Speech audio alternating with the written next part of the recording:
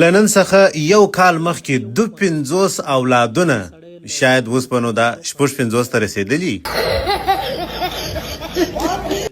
دا ټول سر او نیم سر کوچنیانو لویان مشران چې ګر سره کشران مشران پکښې معلومیږي لا نه د محمد صادق اولادونه دي او د روزګان ولایت اوسېدونکي دي. محمد صادق وایي زما د زامنو دپاره مکتب او موږ به نو اوس د ده دپاره یوه جلا شخصي پرایویټ ښوونځی جوړوو د خیره سره او د یو نورې غوښتنې هم لري چې په یاده ویډیو کې وړاندیز کړی دي. نو خو اولادونه خو ارڅونه چې ډېرې خو ښه خوند کوي چې تعلیم او تربیه او د نس مړېدلي خو اوس یې پر ما باندې دغه وغمېدل چې نه تعلیم شته نه تربیه شته نه مړېدل شته.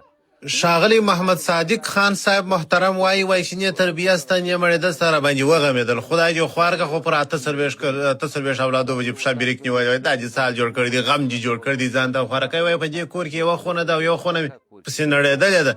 نو دا که د زامنو سره جنګ څوک کې حق غوښتي هر یوه ته به دوې بلوک خښتې ورسېږي.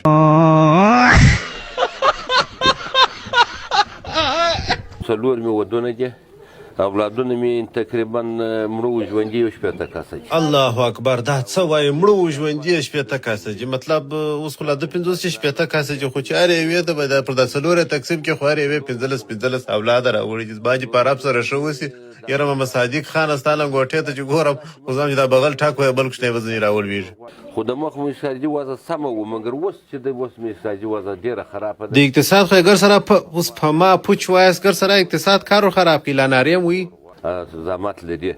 نو خو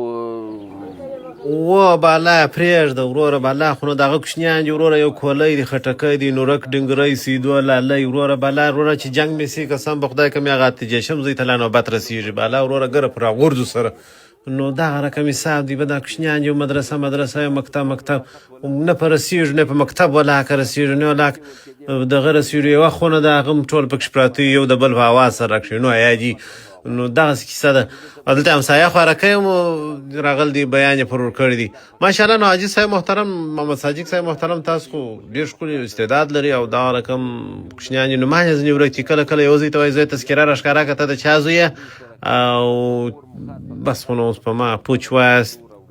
ستړی په دې معنا ستړی دی چې در توان یې تیر دی چې دغه هلکان د ماشومان دی وساتي یا د یو شی ورته برابر کړي یو کیپا ور برابره کړي نو دی خپل مریض دی ګوره برابر نه دی خود مریض دی دا تا روغ سړی لیدلی د 50 اولادونه سړی په دغه اوس په ما پوچ وایه خود مریض دی دا خوارکی او دا بیا د دې همسایه دی دلته په میډیا صفت کې وایي کومک سره وکړي مګر پشله بیا دا رقم یې د اولادو سره سر ټکي. یو یې د درس ارمان لرم بل یې د تعلیم ارمان لرم. نو یو یې د درس ارمان لري بل یې د تعلیم ارمان لري. دی خوارکی چې بیا وایي دا درس چې دی دا انجلۍ ده او تعلیم چې دی دا پیغله ده بس نو دغه دوه ته هم سیاړه وایي د خدای جو خوارکه ټول به جرګان درسه مړه سي دغه خلکو د درې اولادونه یې ولاکې په واده سه همدغه رسېږم ستا هغې خو نو بیخي ماشاءالله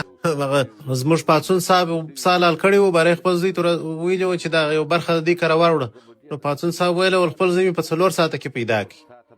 حکومت څه دا غواړي چې موږ سره کومک یو مرسته وکړي چې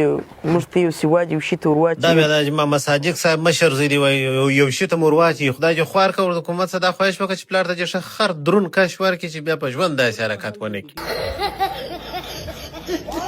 یاره حاجي محمد صادقه که تا ته د عینو مینې بنګله در کوم ما دې په رب سره ښه اوسې که 2 ورځې بعد تا د هغه داسې څخه د چینو دوکان جوړ نه کړي بیا به نو واشي نه. او دا یو نیم ځوانانو هم راوالي په فیسبوک کې عکس پورته کړي شکر الحمدلله بس له 14 کاله بعد خدای پاک زوی راکړي ورته ګوري محمد صادق ته فضل جي اوس خو یاره کې جنګ سو خو زه هم بس کار خلاف دی.